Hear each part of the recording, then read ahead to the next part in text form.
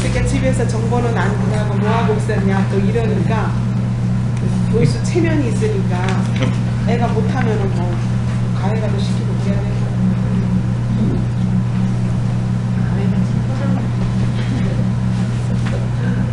오늘 한번 해보도록 하겠습니다. 오늘이 118쪽입니다.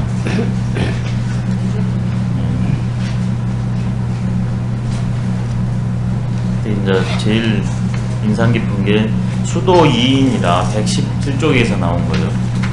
마지막 부분에 보면 정치의 문제는 결국 사람이 하는 거고, 사람다운 사람, 사람다운 그 정치, 그것이 으뜸이다. 이게 이제 수도 2인입니다. 도를 닦되 인으로서 한다. 목표가 인이어야 된다는 겁니다. 그래서 이제 맹자는 인정이라고 해버렸죠. 아예 인으로 정치를 한다. 인정. 그것을 이제 왕도 정치라고 그럽니다. 이게 왕도 정치의 내용은 인정입니다. 사람에서 시작해서 사람으로 끝나는 게 인정이자 왕도 정치입니다.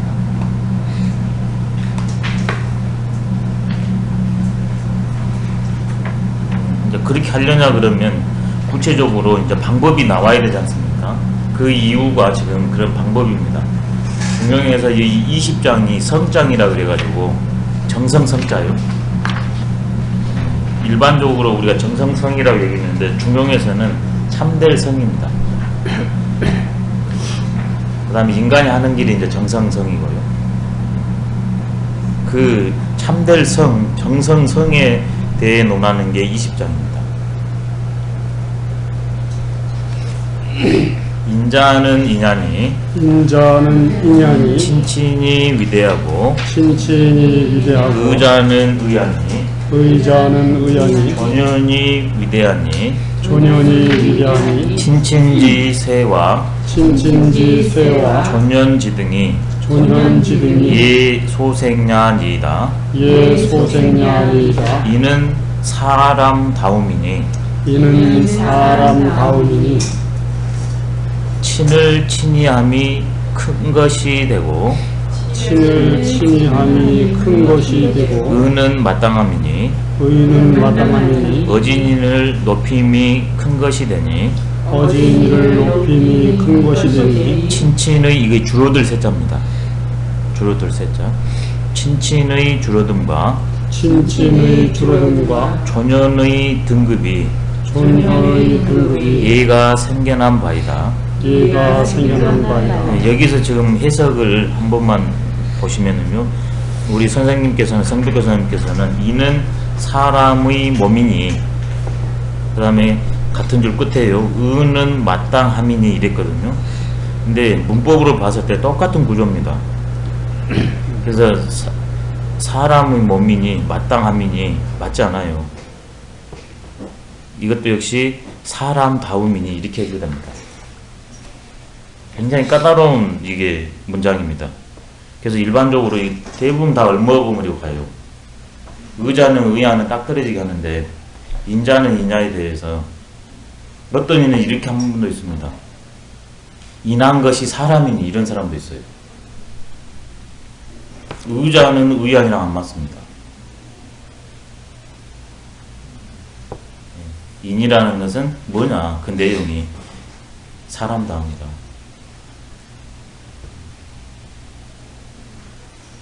그래서 사람이 돼서 인하지 않으면 사람이 아니다. 이제 이런 말도 있거든요. 이거 기억해 두시면 좋을 것 같습니다. 인은 뭐냐 도대체? 사람다움이다. 의자는 의야라고 사람들이 많이 언급을 합니다. 근데 인을 설명할 때도 이것만큼 좋은 구절이 없습니다. 근데 이게 해석이 까다로우니까 별로 인용을 안 해요. 그 밑에 요 주는 요건 누가? 이건 주자주거든요. 주자주. 예. 그러니까 인신을 가리켜서 말한 것이다. 예, 인이라는 것은 사람의 몸을 가리켜서 말한 것이다. 여기서 이제 이렇게 했거든요. 그러니까 그걸 위주로 해가지고 사람의 몸이라고 했거든요.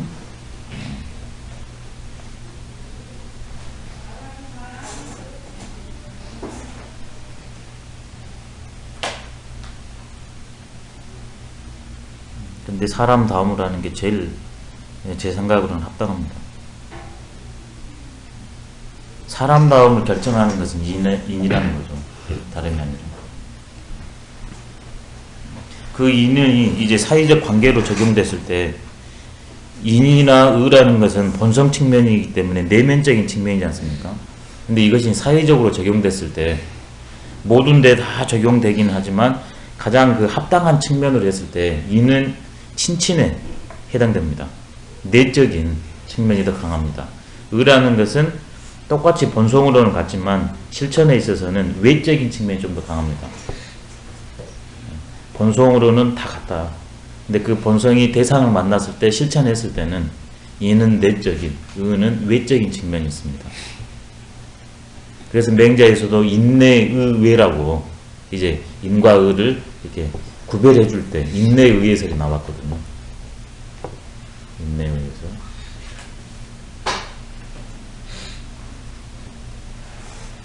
고자 같은 경우에는 완전히 이는 내면적 본래적인 것이고 의라는 것은 외 후천적인 것이다 이렇게 나왔거든요. 근데 성리학이나 맹자 측면을 봤을 때는 이는 본래적으로는 같지만 작용했을 때 내적인 측면과 외적인 측면으로 다름은 있을 수 있다 이렇게 보시면 이 문장과 맹자의 인내에 의해서 고자와의 문답이 쉽게 해결이 됩니다. 그래서 이 내적인 문제가 많기 때문에 친을 친이하는 것이 가장 큰 덕목이 됩니다. 물론 인에게는 존현도 들어갑니다. 하지만 의하고 대비를 했을 때 친친 덕목이 더 인을 구체적으로 확인할 수 있고 그쪽으로 했을 때 훨씬 인이 더 발현이 잘 된다는 겁니다. 반대로 의라는 것은 역시 본성이지만 그 본성을 대상에 맞춰서 마땅하니 실현하는 능력입니다. 그래서 친친하는 것도 물론 의입니다. 그렇지만 인에 비해서는 바로 외적인 덕목이 더 강하기 때문에 존현입니다. 어진이를 높이는 것, 이게 바로 의의 가장 큰 덕목이다.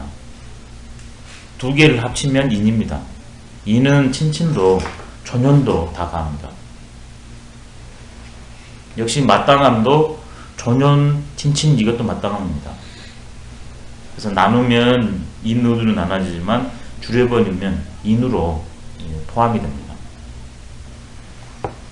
근데 이 친친도 뭐냐 그러면 부모님하고 할아버지하고 그 다음에 형제하고 동생하고 그 다음에는 이제 고모나 이게 아버지 형제분들하고 그 다음에 사촌들하고 그 다음에 이게 계속 거리가 멀어지면 멀어질수록 이게 소원해지지 않습니까? 피가 멀어지잖아요. 그게 셉니다. 친친은 피의 문제예요. 피의 문제. 그 다음에 두 번째는 내가 피가 동일성을 갖기 위해서는 남녀가 만나야 되잖아요. 그래서 친척, 인척, 그 다음에 외가, 외척이라고 나눠버렸습니다.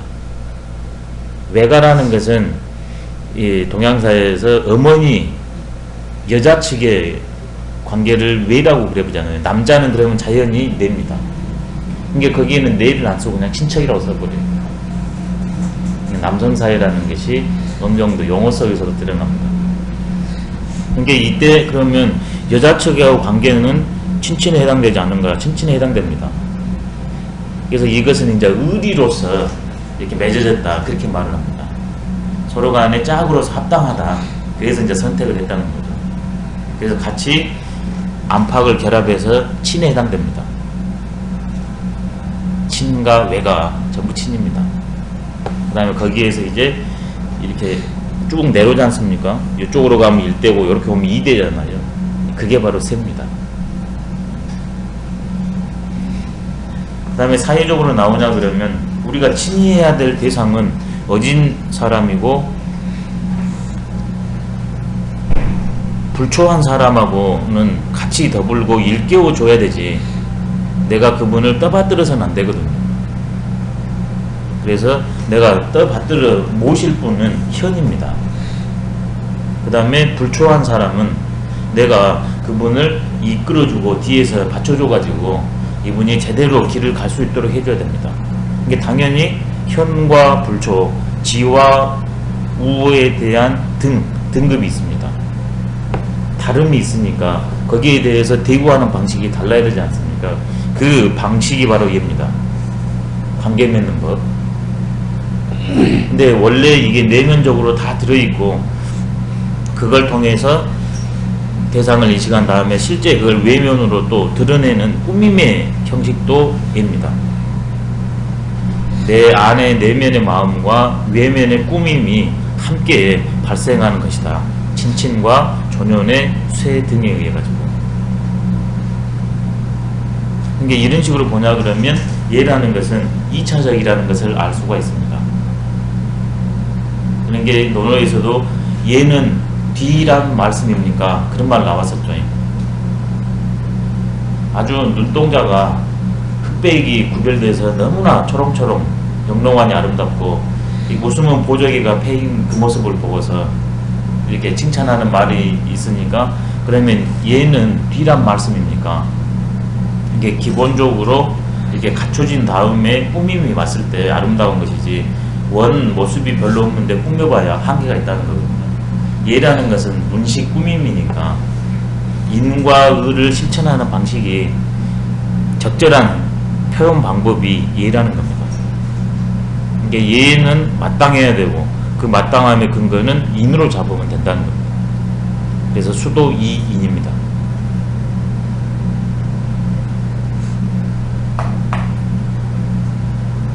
그래서 이 예의 사회적 그 측면이 유학에서는 이제 오륜으로 나옵니다. 친의 별서신. 그럼 인간의 관계망은 여기에 이제 다 포함되거든요. 예컨대 우리가 좀 공부하는 자리니까 이렇게 되냐 그러면 이제 동학 간의 관계도 있고, 그 다음에 먼저 배워서 전하는 선생도 있고, 그 다음에 뒤에 이제 배우는 학생도 있잖아요. 그러면 거기는 어느 항목에 들어갈 것 같습니까? 오륜 체계에서.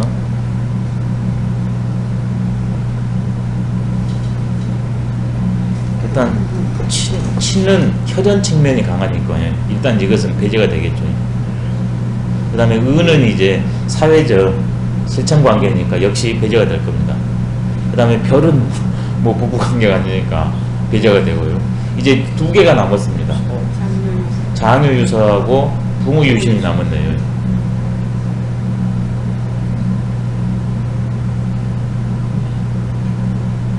어디에 해당되겠습니까? 이게 사제지간이나 동학지간은 일단 붕으로 딱 들어가 버리겠죠.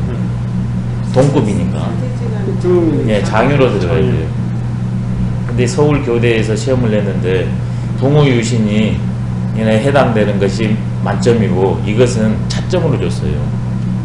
이건 크나큰 실수입니다. 서울 교대 시험 문제였어요. 거의 논란이 일어나가지고 어떤 분이 문의를 하시더라고. 그러면서 그걸 증거를 댔어요. 어디에서 증거를 댔냐면 그 어린 친구들이 배우는 가장 기본적인 책 중에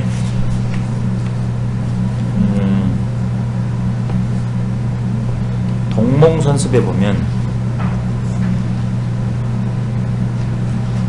동몽선습이 구성이 어떻게 됐냐면 첫 번째 우리가 어떤 존재인가, 우리는 본성을 가지고 있고 그것을 사회 속에서 오륜으로 실천해야 된다. 그 다음에는 그 오륜으로 사회 생활을 하냐 그러면 그게 역사지 않습니까?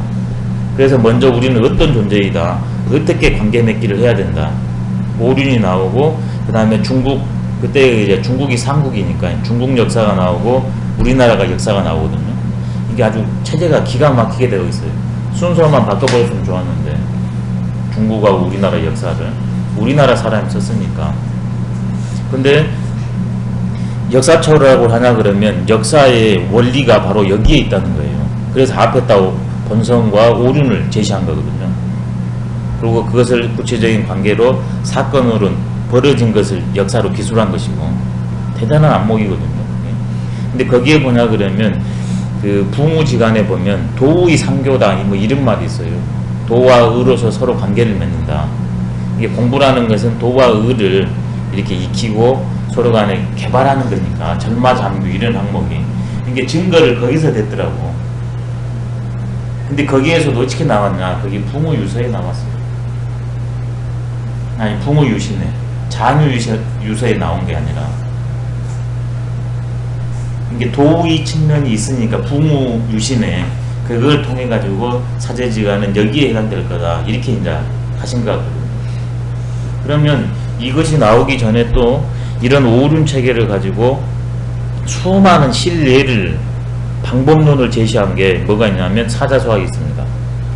사자소학에 들어가면 역시 인간은 어떤 존재고 그렇다면 어떻게 살아야 된다를 오륜 체계에 맞춰 가지고 방법을 쫙쫙 제시해요. 사자소학이. 근데 이 사제지간은 어디에 해당되냐? 장유유서에 가냐 그러면 거기에 해당되게 되어 있습니다. 장의와 그 다음에 형제의 문제와 사제의 문제가 한 항목에 들어가 있고 크게 세 파트고 거기에서 잘게 실천 방법을 제시했거든요. 또 그 위에 올라가면 소학이라고 있어요. 이제 중국에서 소학. 그게 이제 대단한 그 철학적 발상이거든요. 이게 중국 그 주자라는 분이 유청지의 글을 보고서 괜찮아요. 유청지라는 이가 소학을 우리가 지금 보는 소학을 체제를 잡고 내용을 거의 완결했습니다. 그리고 보여줬어요. 너무 좋아요. 그러면서 조언을 좀 했습니다. 이걸 좀 이렇게 하고 이쪽 항목을 좀 이고 이렇게 좀 뺐으면 쓰겠다. 근데 주자가 원체 뛰어나니까 제자거든요. 그래서 이제 주자 이름으로 이게 나왔어요. 실제는 유청지라는 분이 모든 것을 딱 잡고 이렇게 했는데 그래서 이제 오히려 소학이라는 책이 살아남았는지도 모르죠. 근데 거기에도 뭐냐 그러면 어떤 존재이고 어떻게 살까를 오륜 체결해 놨는데 역시 사제지간이 거기서도 장유로 들어갑니다. 이게 이런 예라는 것은 굉장히 엄격한 부분이 있습니다. 이는 아주 그냥 모든 존재한테 똑같이 해버리지 않습니까? 그거는 조금 더 엄격하고 근데 얘는 아주 엄격해요. 그때 그 문제를 보고서 조금 여러 생각을 해봤었습니다.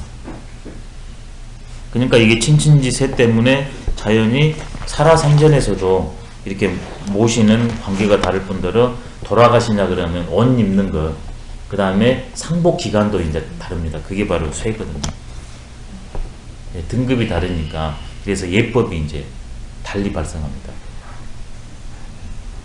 그래서 형식이 본질이 아니라 인이 본질이라는 것을 여기에서도 그러지만 인만 있다고 해서 형식이 갖춰져서는 안 된다. 없어서는 내용의 인과 그 다음에 형식의 예가 같이 가야만이 그것이 도다 하는 것을 다시 한번 여기서도 느낄 수가 있습니다. 중용에서도 인과 의를 여기는 정사의 문제니까 인간의 문제에 국한해서 설명을 하고 있습니다. 여기서도. 지금 가로쳐진 데는 여기에 들어있는데 아무래도 착오가 있을 것이다 했습니다. 왜 그러냐면 이게 126쪽을 한번 찾아가시면 이 20장이 장이 굉장히 길거든요. 126쪽 제일 마지막 세 번째 문단을 보냐 그러면 거기 첫 번째가 제하야야 불회고상이면 민불가득이 치으리라 이렇게 되어 있습니다. 이게 여기에 오는 것이 합당하지 여기에 또 들어오는 것은 이게 중복되어 있는 것 같다 해가지고 가로를 쳐놨습니다.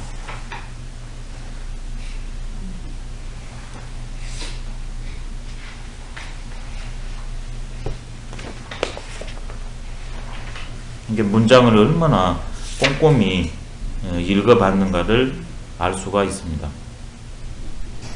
근데 왜 그러면 이렇게 말했을까?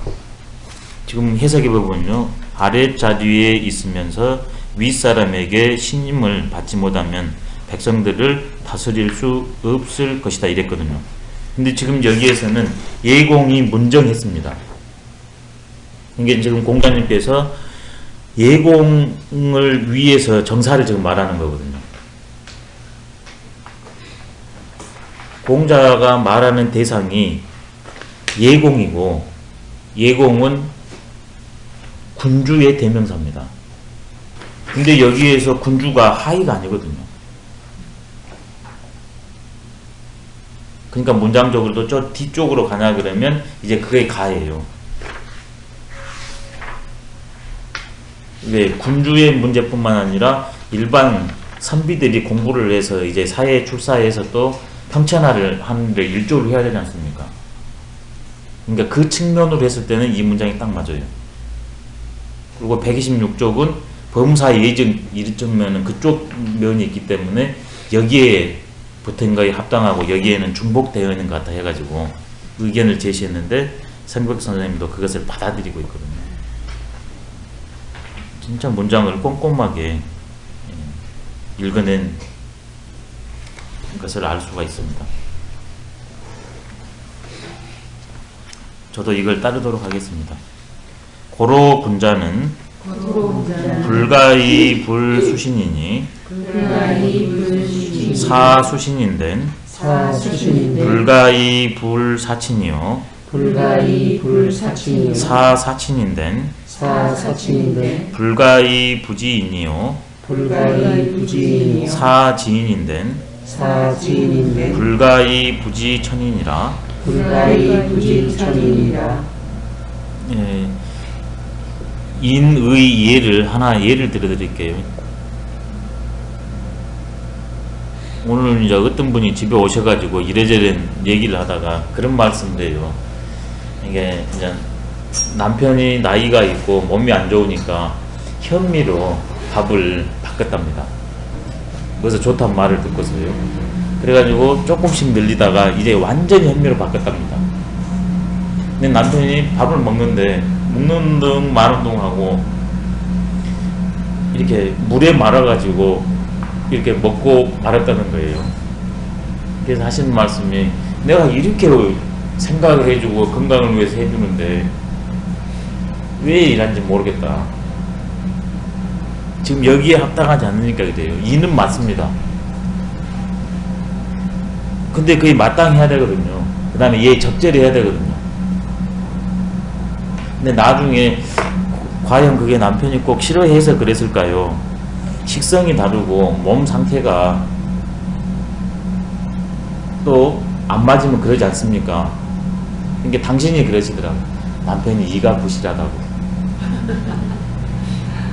그러니까 이게 현미가 조금 들어가면 다하지만 온통 그래버리면 또 자기가 원해가지고 이것도 하는 것도 아니고 그게 인은 인이로되 예의 인이 아니거든요. 이게 인이 마땅하게 적절한 방법으로 표출이 돼야 되는데 그건 내식이 아니라 상대가 마땅한가 마땅하지 않은가 거기에 의한 실천이어야 됩니다. 근데 우리는 대부분 내식의 사랑을 가지고 이제 상대를 옥죄한다고 그럽니다. 그렇기 때문에 분자는 몸을 닦지 않아서는 안 되니 몸을 닦으려고 생각한다면 친을 섬기지 않으면 안 되고 친을 섬기려고 생각하면 사람을 알지 않으면 안 되고 사람 알기를 생각하면 하늘을 알지 않으면 안 된다. 분자는 말 그대로 그 벼슬아치 중에서 제일 윗 벼슬아치입니다. 그 다음에 또 두 번째로는 이제 벼슬을 할 수 있는 임금의 아들 자니까요. 이제 나중에 벼슬로 나갈 수 있는 그런 후보자가 됩니다. 근데 논어에서 보시다시피 공자께서 이것을 정치적인 색깔을 인정하면서도 정치적인 색깔을 조금 약화시키고 학과 덕을 강조한 그런 군자상으로 이게 탈바꿈을 시켰습니다. 그런 학덕업을 갖춘 다음에 위를 가져가지고 이제 실천하는 사람을 이제 최고의 군자로 이제 보시는 측면을 공자가 이렇게 바꿨습니다. 여기에서도 그런 것들을 다 가지고 군자를 보면 좋을 것 같습니다. 예컨대 왕이 되려면 군자여야 되는데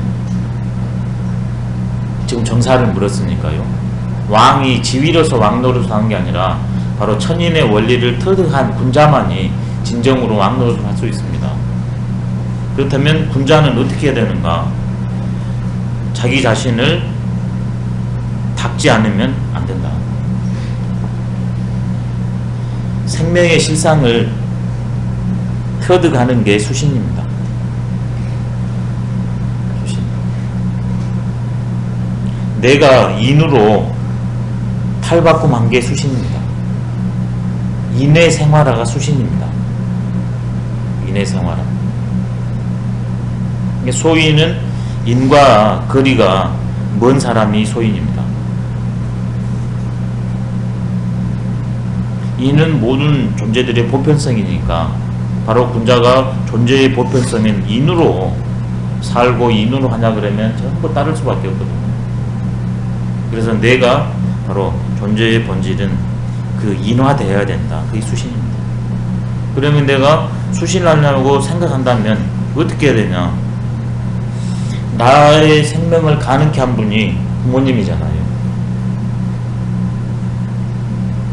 그러니까 부모님을 섬기지 않을 수가 없습니다. 또 부모님을 섬기려고 하니까 부모님이 생명으로는 같지만 심신이 지향하는 것과 원하는 게 다르잖아요. 각자성이 있으니까. 그러면 그 보편성과 각자성을 알지 않으면 안 되니까 인간에 대해서 알아야 됩니다. 인간의 본성과 그 다음에 그 작용성에 대해서. 그러면 그 인간에 대해서 알려고 한다면 인간이 바로 천지에 의해서 태어난 존재니까 바로 인간의 근거인 천, 바로 생명, 이치, 원리를 탐구하지 않으면 안 된다. 그래서 나를 수신하기 위해서는 나를 가능케 한 사친도 인간에 포함되니까 인간, 그 다음에 인간은 천지의 자손이니까 천지의 원리를 터득해야 했습니다. 이게 수신은 이꼴 곧 사친, 지인, 지천까지 가버립니다.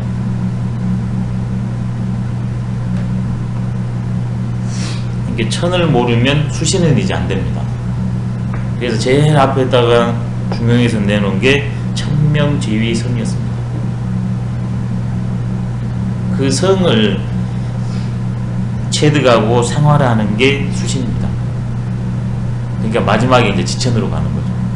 그러면 맹자랑 연견이 자연이 됩니다. 진심편에서. 그런 일을 하는 게 내 마음이 몸을 이끌고 하지 않습니까? 그래서 그걸 다 하는 게 진심이었고, 그러냐 그러면 나의 본성을 알잖아요. 지성. 그러면 그 성의 근원이 천이었으니까 지천까지 자연이 갑니다.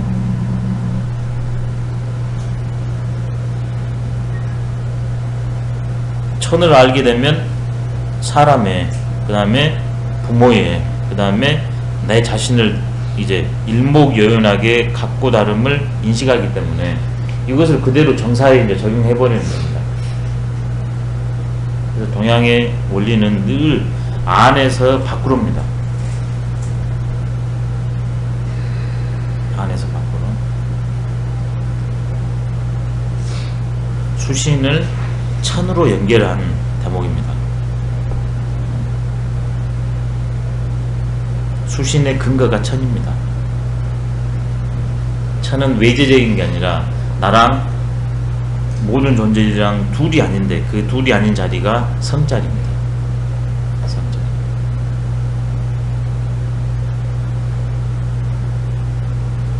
그럼 그것이 이제 사회적 관계로 실천되는데 그게 바로 오달도입니다. 성은 하나인데 그 성을 가지고 사회적 관계 맺는 방법, 그게 오달도입니다.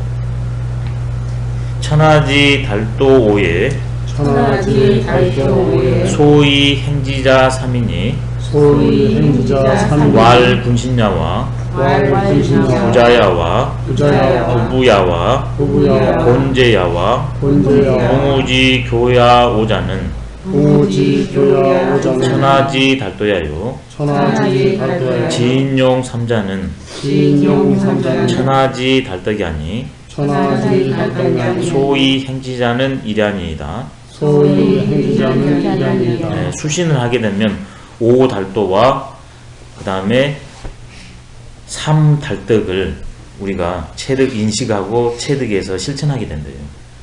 수신의 구체적인 내용입니다. 원리는 천이고 그 구체적인 내용이 오달도와 달도 오를 줄이면 오달도입니다. 그 다음에 천하지 지인용 삼자는 천하지 달덕이라고 그러잖아요. 이걸 줄이면 삼달덕이에요. 오달도 삼달덕 추천입니다. 이게. 천하의 공통된 도가 다섯인데 천하의 공통된 도가 다섯인데 행하는 것은 세 가지니 행하는 것은 세 가지니 군신지간과 부자지간과 군신지간과 부자지간과 부부지간과 형제간과 부부지간과 형제간과 법과의 사귐 다섯 가지는 법과의 사귐 다섯 가지는 천하의 달도고 천하의 달도로 지인용 세 가지는 지인용 세 가지는 천하의 달덕이니 천하의 달덕이 행하는 것은 하나이다. 행하는 것은 하나이다. 예, 이렇게 되네요. 일단 유학에 관련된 수와 관련된 걸 몇 가지 인간에 관련된 걸 한번 해보겠습니다. 맹자에서 나왔던 게 삼달존이 나왔습니다. 이 달자는 보편 달자입니다. 공통 달입니다. 세 가지 공통적인 이런 뜻입니다. 보편적인 존귀한 것, 이게 삼달존이었습니다. 맹자에. 이건 외적 규정입니다. 이 지인용 삼달덕에 했을 때 비하면은요. 그게 첫 번째가 뭐였냐면 그 조종에 있어서는 벼슬이 뜹니다. 그 다음에 향당에 있어서는 나이가 뜹니다. 그 다음에 세상을 보호하고 백성들을 기르는 데서는 덕이 으뜸이라고 벼슬, 나이, 덕 이 세 가지가 모든 존재들이 공통적으로 높여주는 것이라고 나왔습니다. 맹자에. 작치덕입니다. 또 삼부루라고 있습니다. 삼부루. 썩을 후자요. 세 가지 썩지 않는 것이 있대요. 그건 뭐냐면 첫 번째 입덕, 두 번째 입언, 세 번째 입공.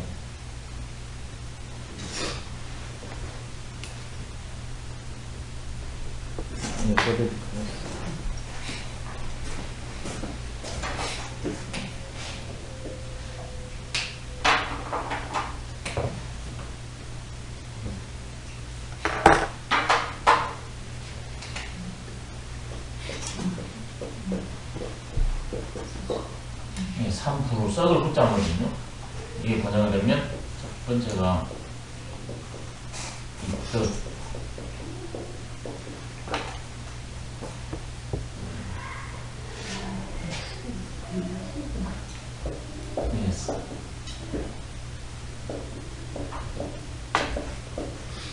이 세 가지가 삼불후입니다. 세 가지 썩지 않는 것, 세 가지 영원한 것을 뜻입니다. 첫 번째가 입덕, 두 번째가 입공, 세 번째가 입언입니다.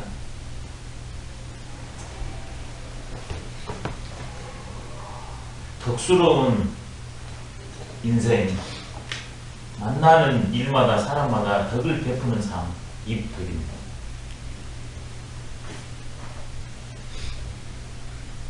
근데 이때 덕은 그냥 사소한 선한 행위가 아닙니다. 우리 인간이 어떤 존재이고 어떻게 살아야 된다, 그것을 구체적으로 지위를 잡고서 보여주는 그런 행위가 입덕입니다. 주에 보면 여천지로 합기덕이란 말이 있거든요. 성인은 하늘과 땅과 더불어서 그 덕을 합한다고 그랬습니다. 하늘과 땅의 덕은 만물의 생성을 담당합니다. 생명의 길을 보여주신 분. 온몸으로. 그래서 사람들이 그렇게 살게 된 그 공을 입덕이라고 합니다. 최고입니다. 저게. 그 다음에는 입공입니다. 이제 왕이나 이런 사람들이 돼가지고 실제 사업을 통해 가지고 많은 사람들을 평치해 주는 것. 경제인 중에서도 큰 공을 한 사람들은 입공에 해당됩니다. 입덕보다는 한 수 낮아요. 왜? 입덕은 그놈을 모델로 삼아서 계속 할 수 있는데 입공은 특별한 사람밖에 못해요.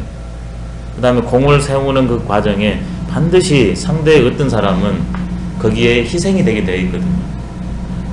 입덕은 희생이 없어요. 전부 살립니다. 입공은 반드시 햇빛이 강하면 강할수록 이게 그림자가 짙다고 그거 있습니다. 그게 두 번째입니다. 세 번째는 입언입니다.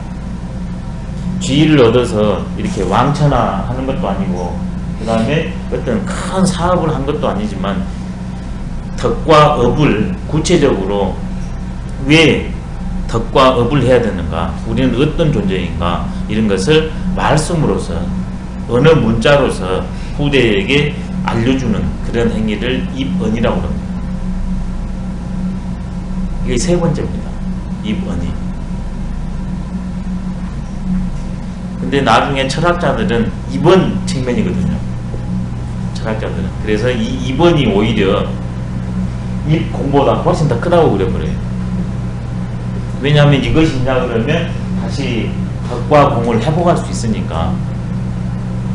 맹자나 주자 같은 사람은 공자가 제일 위대하다. 바로 덕과 공을 안 했지만 언을 통해 가지고 우리한테 덕과 공을 할 수 있는 그 길을 보여줬기 때문에 최고다. 이렇게 올립니다. 근데 동의하십니까? 덕공만이 최고라는 그러니까 같은 말로 가는 거예요, 지금. 그러니까 지금 제가 농담을 한번 말씀드리는데 그 부류만의 사실이 아닐까, 그 말이에요. 그 부류만의. 그렇진 않아요. 않을 것 같아요? 왜 아닐 것 같습니까? 그걸 들음으로써 하나하게 사는 사람들도 많이 있고요. 그 전에랑 다른 산으로 가는 사람들도 많고. 근데 아무튼 그걸 알아듣고 예. 실천하는 사람들은 훨씬 더. 근데 입공은 지금 구체적으로 현실적으로 그것이 탁탁 나한테 오거든요. 바로바로. 근데 입언이라는 것은 바로바로 안 올 수도 있어요. 저는 그게 교육도 이번이라고 생각해요. 그게 교육이 입언이에요. 지금. 굉장히 중요한 생각의 어떤 행동을 맞는 근거기 때문에 굉장히 난 중요한 것 같아요. 그러면 이제 요순이나 문무부탕보다 이번에 그것이 더 크다. 동의하신다 이 말씀이시네. 아, 그게 제일 크다? 근데 공자님 자신도 요순이나 그런 분들이 훨씬 못해. 예, 그렇죠. 예. 그러니까 우리가 이렇게 글을 볼 때 글이 나와요. 바로 이 이제 용어는 안 썼습니다만은 이런 이번의 공이 훨씬 입공보다 크다. 공자의 공이 없는 것 같은데 오히려 이런 것을 알려줬기 때문에 찾아갈 수 있도록 징검다리 역할을 해줬기 때문에 훨씬 크다 그랬거든요. 이게 그 말마저도 우리가 받아들이는 것과 그 다음에 어떤 측면 때문에 이거를 했다. 이거를 우리가 생각을 해봐야지. 무조건 성인이 으뜸이다 해버리면 안 돼요. 전부 훌륭한 거예요. 그래서 삼부루라고 저렇게 딱 쓴 거거든요.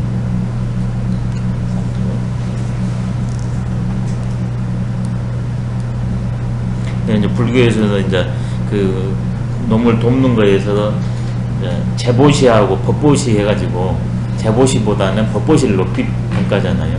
지금 입공이 재보시거든요. 근데 지금 막상 배가 고파 죽는 사람한테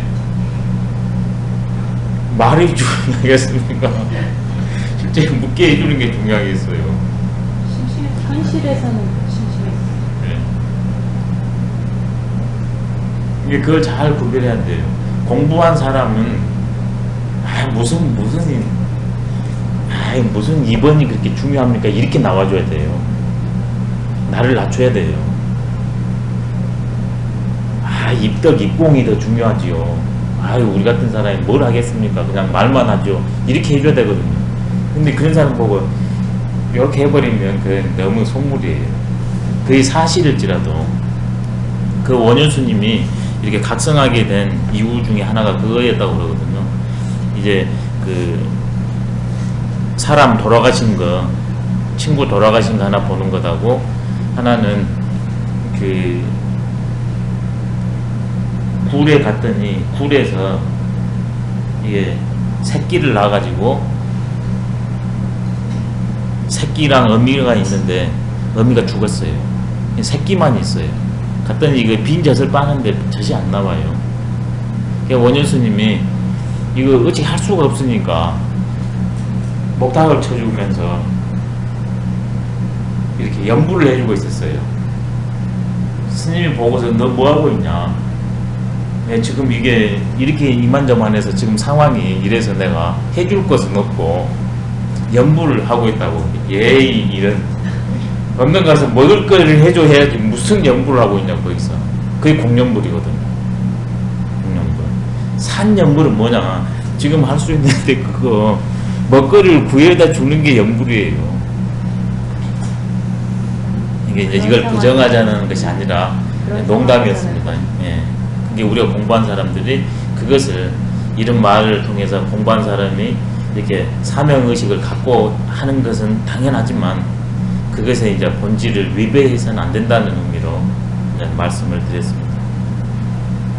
이번이 하등의 삶과 거리가 먼 것 같지만 삶의 길을 열어주는 것은 역시 2번입니다.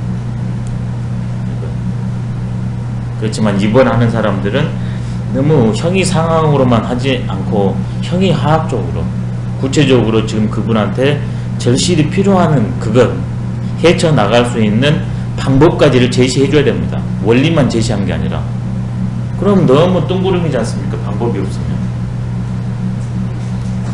원리와 방법이 맞아떨어져야만이 2번입니다. 여기에서는 그 2번에 해당됩니다. 이 말이. 인간의 본성 문제와 사회적 관계 문제를 3달떡과 5달떡으로 두 개를 다 내외로 나눠줬기 때문에 이런 건 2번에 해당돼요. 원리와 방법이 다 있습니다.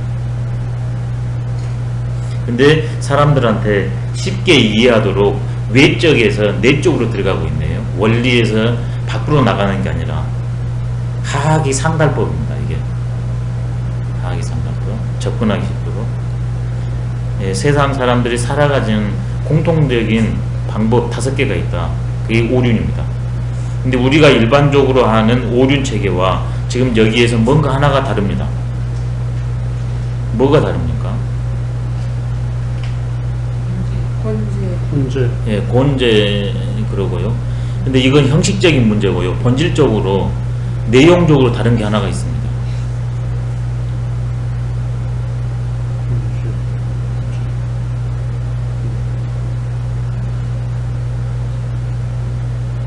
이제 장유의 곤제와 사제가 이제 들어가니까 그건 이제 되거든요. 크게 문제가 안 될 수 있습니다. 마콘하고 아우제니까 장유가 포함될 수 있거든요. 근데 순서상에 하나 다른 점이 있죠. 오류는 친, 의, 별, 서, 신이거든요. 근데 군신이 제일 먼저 나오고 그 다음에 부자가 두 번째로 빠졌습니다.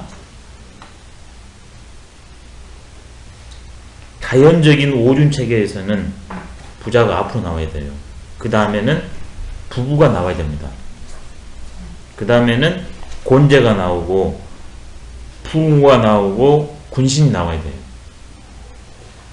왜 모든 것이 자연 관계에서 인위 관계로 그 인위 관계의 극치가 마지막 단계가 국가잖아요. 정체. 근데 여기에서는 뭐가 제일 먼저 나왔냐? 예, 군신이 나왔어요. 왜? 정사를 물어봤거든요. 정사. 그러니까 그 대상에 맞춰가지고 말을 해준 겁니다. 그렇지만 우리는 원래는 친의 별서신으로 기본적으로 가야 되는데 이 대상이 군주기 때문에 앞에다가 특화시켜서 군신을 내놨다. 이렇게 여기셔야 됩니다.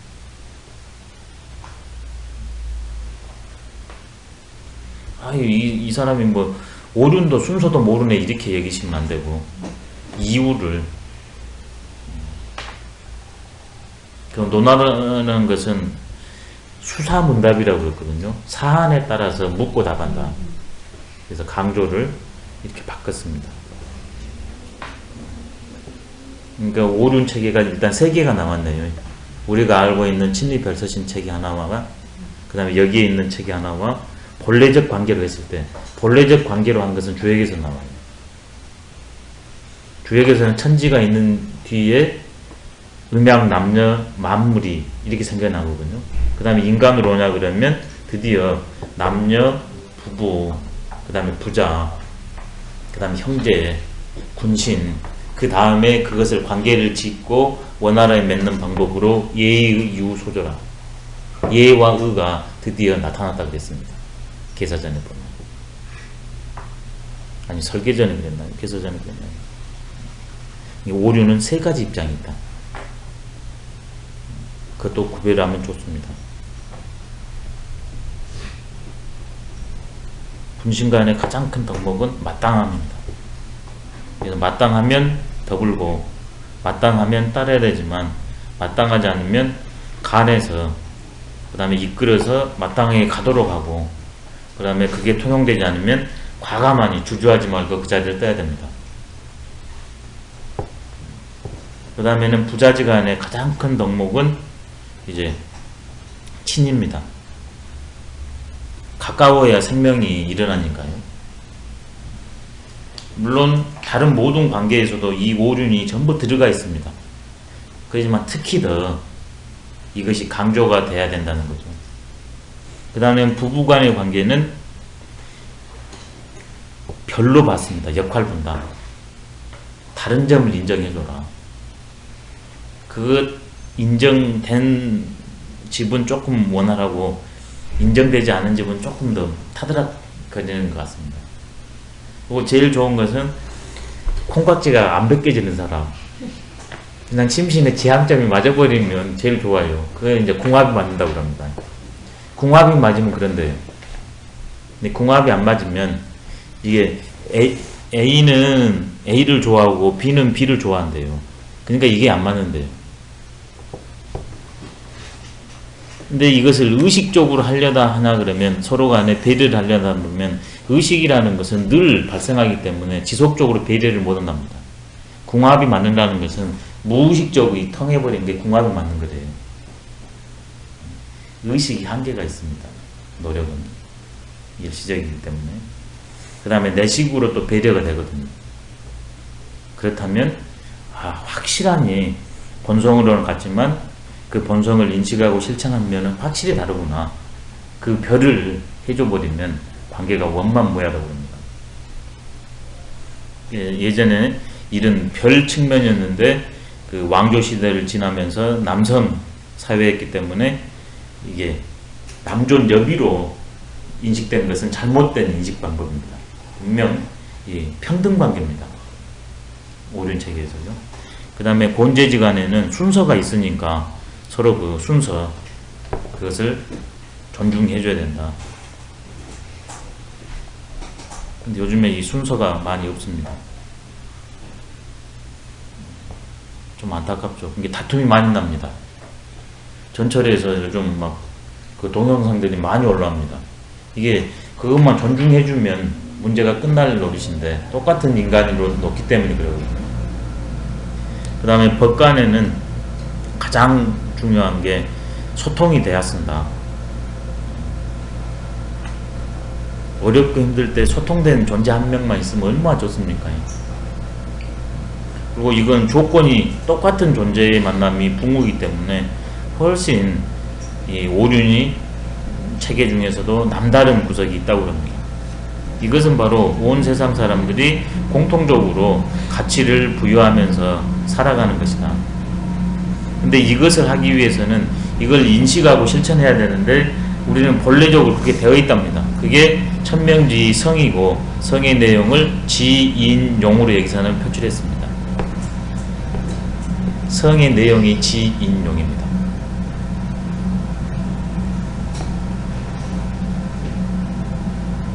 지는 실상 그 변화를 파악하는 힘, 이는 그것을 자연스럽게 매사에 발현해내는 힘, 용이라는 것은 인과 지를 어떤 상황이 있어도 꺾이지 않고 끝까지 가는 것이 용입니다. 이때의 덕이라는 건 뭐냐면 얻을 득자입니다. 덕은 두 가지 뜻이 있거든요. 얻을 득과 터득할 득이 있습니다. 얻을 득이라는 것은 나의 노력이 없이 그냥 오는 것이고, 터득할 득은 나의 노력으로 위해 가지고 후천적으로 획득한 겁니다.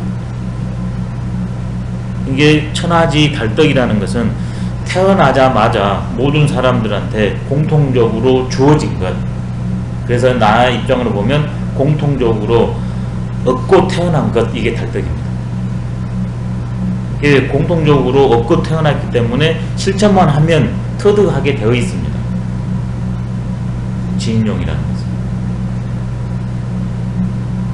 그런데 그것을 행하는 것은 하나이다. 바로 성자리입니다. 성을 세 개로 나누면 지인용이에요. 그리고 예, 그렇죠. 예, 그래서 예, 예. 다 같아요. 이따 설명드릴게요. 인의예지하고는 어떻게 달라요? 그게 같아요. 인의예지가 내용인데요.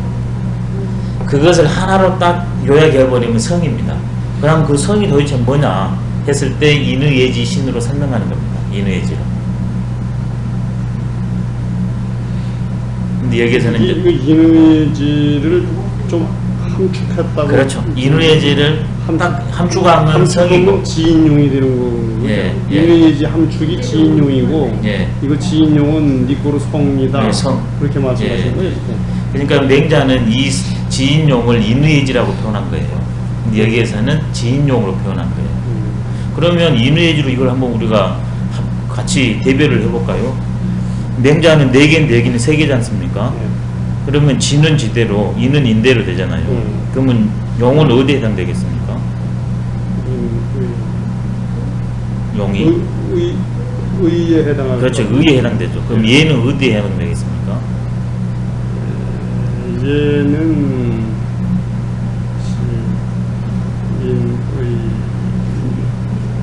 지에 해당할 것 같은데. 예, 지. 용, 얘가. 그럼 이거 한번 할게요. 제가 철학적인데.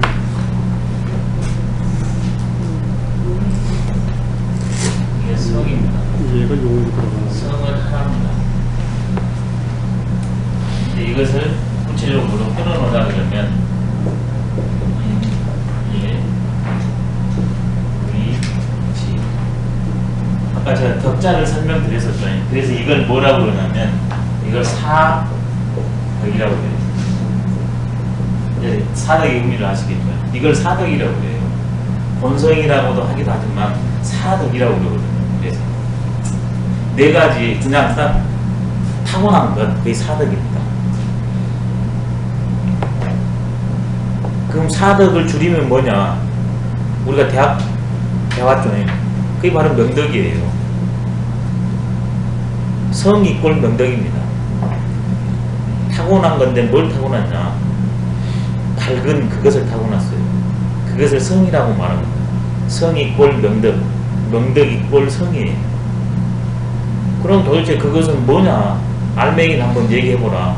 4개로 구성되어 있다. 그게 사덕이에요. 그게 인예의지입니다. 또 이것을 성이라 하기도 하고 명덕 이렇게 하기도 하거든요. 그 다음에는 이것은 늘 있는 거니까 상이라고 하기도 해요. 그럼 가지수로 하냐 그러면 사덕이라고 하기도 하고, 이 명덕에 맞췄으니까 사덕인 거죠.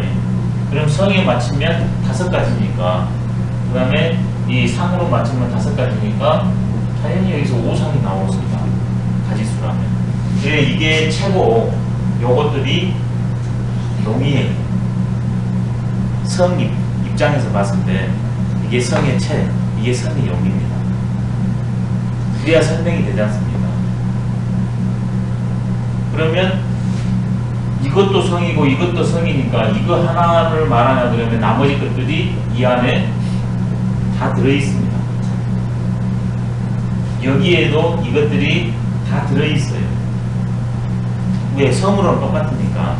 근데 성 중에서도 각자 성은 하나인데 대상을 만나면 인식할 수도 있고 그 다음에 따뜻하게 할 수도 있고 배려할 수도 있고 마땅하고 끌어낼 수도 있다. 이게 성이 하나인데 그 작용이 다르니까 이렇게 구별시켜 놓은 거거든요. 이게 동시에 여기에는 나머지 것들이 다 들어와 있습니다. 이게 늘려도 되고 줄여도 아무 상관이 없어요. 근데 둘로 줄이냐 그러면 여기서 이권이 되는 거고 여기서 이권이 되는 겁니다. 여기는 양권, 여기는 음권이거든요.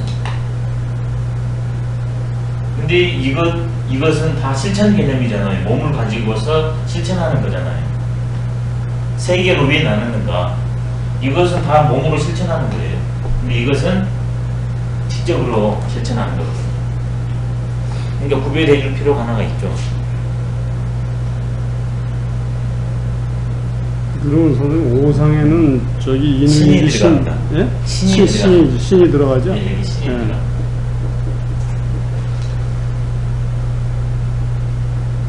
이게 5개가 다른 것이 아니라 하나예요. 근데 그 하나는 대상에 만나라 그러면 이렇게 무궁무진한 작용을 해낼 수 있다. 그럼 어디에 해당된다는 건가요? 중요한 그 인이요? 지인용 했을 때요? 예에 포함됩니다. 아니 인에 포함됩니다. 예.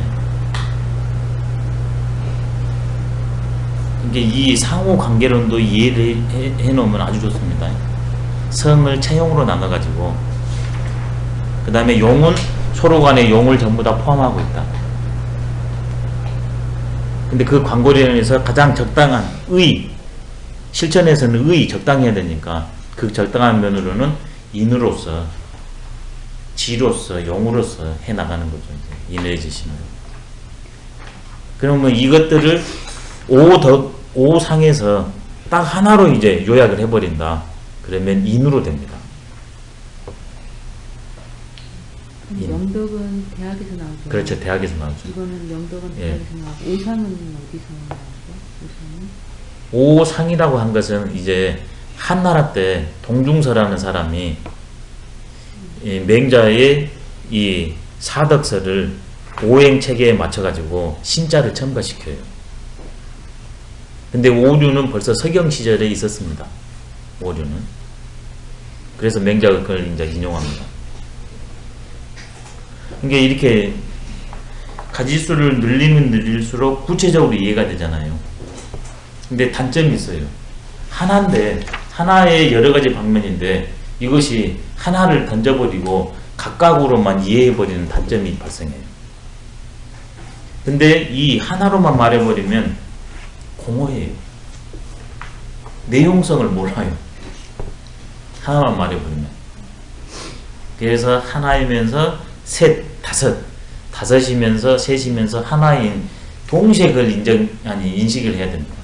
그러니까 이 문장이 참으로 잘 써진 문장이죠. 5, 3, 1로 줄었지 않습니까? 5, 3, 1. 그러면 다시 용에서 채로 오면 5, 3, 1로 줄었고 채에서 용으로 나오면 1, 3, 5로 설명할 수 있다는 얘기입니다. 근데 그건 다 한 자리예요. 성자리입니다. 성은 그래서 하나인데 지인용은 내적 측면이요. 그 다음에 오륜체계는 외적 측면이니까 내외를 관통하는 도가 성이에요. 함내외지도라 안팎을 함하는 도. 이게 중용 20장에 성장에 나중에 다 나오는 얘기입니다. 그래서 중용을 이렇게 잘 익혀놓냐 그러면 아주 좋다는 겁니다. 내 자신뿐만 아니라 남한테 말할 때도 그 다음에 유학을 설명할 때도 너무 좋대요. 중용을 잘 이해해놓으면.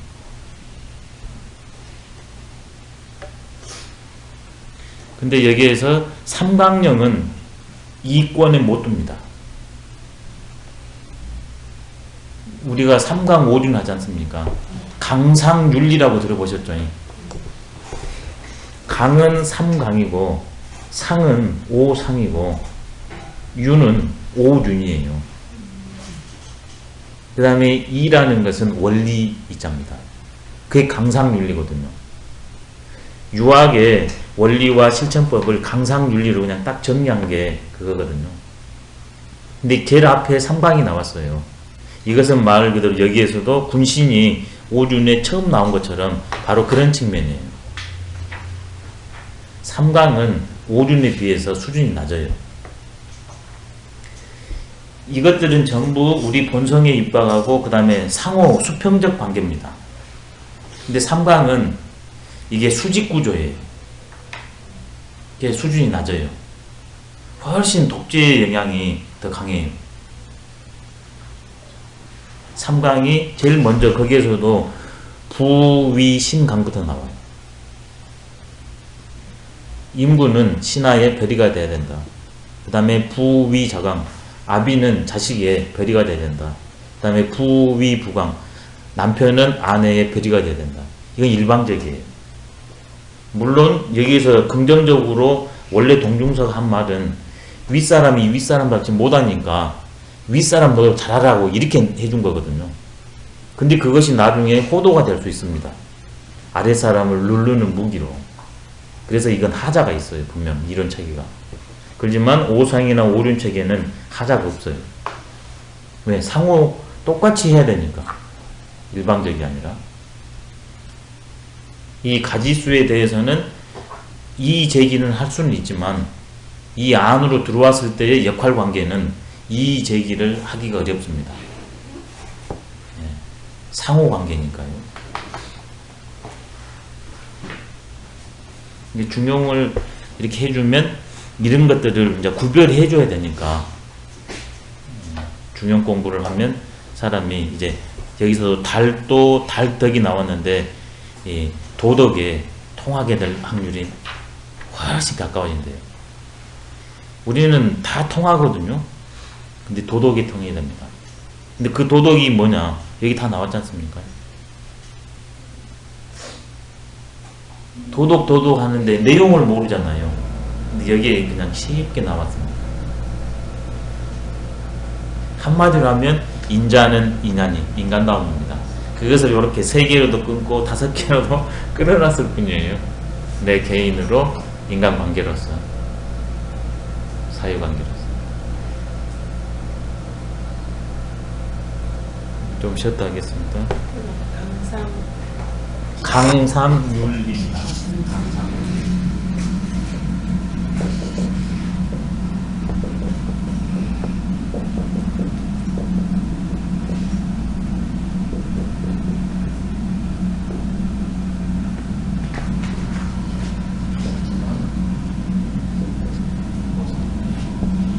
윤리체계인데 유학의 윤리는 뭐냐? 삼강과 오상의 윤리체계다. 이렇게 되는 거거든요.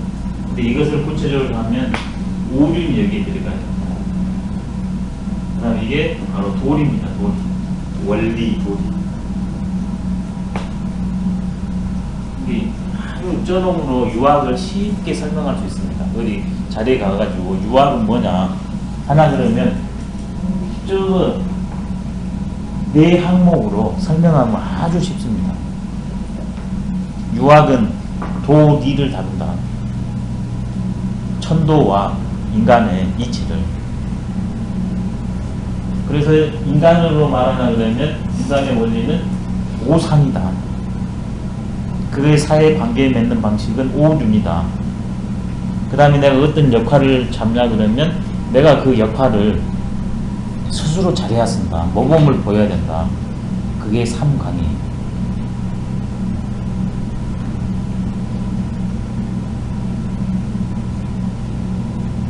수신의 실천 방법이 오발도 삼갈이라고 하시는 거죠? 아니, 지인용이 있기 때문에 수신할 수가 있고 수신을 통해서 지인용을 내가 획득하는 겁니다.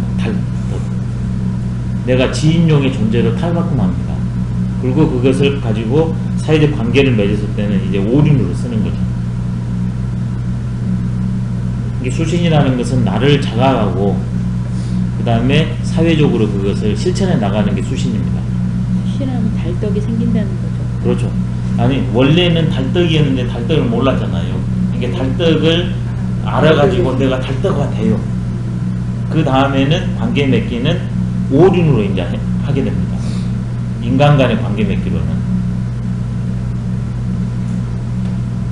근데 여기에서는 지금 천혜의 문제를 논하기 때문에 특히 인간의 문제에 환장이 있지만 이걸 터득한 사람은 인간 간의 관계뿐만 아니라 동물, 식물과 그 다음에 무생물, 지구 이런 것 관계도 역시 똑같이 가집니다. 그래서 나중에 성리학자들은 이 인을 뭐라고 말해버리냐면 그때 말씀드린 것처럼 하늘과 땅이 만물을 내는 그 마음이다. 그것이 나한테 있다. 그래서 그걸 체득한 사람은 이 천지 만물로 위일체라. 천지 만물을 나와 한 몸으로 얘기해요. 그게 지천입니다.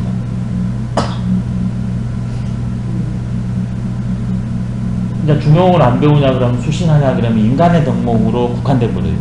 근데 중용을 배우면 이게 인간의 덕목으로만 국화되는 게 아니라 생명의 원리로서 모든 존재하고 상통할 수 있는 거기까지 넘어가 버려요. 중용의 글이 큽니다. 그래서 달떡 아까 저 푸실 때 어디서 포도달떡이라고 했었는데 선천적인 면은 얻을 득, 후천적인 면은 터득할 득. 근데 선천적으로 갖고 있기 때문에 터득한다는 겁니다. 이게 동양철의 특징이에요. 그래서 성을 상정하는 겁니다.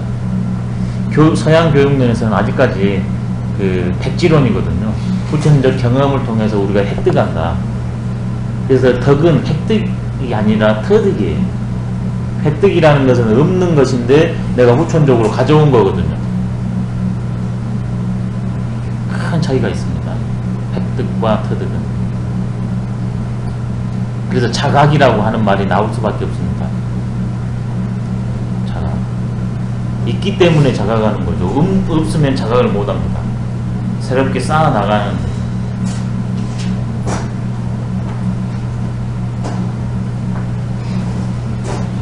그거에 없으면 이제 수시는 성립이 안 됩니다.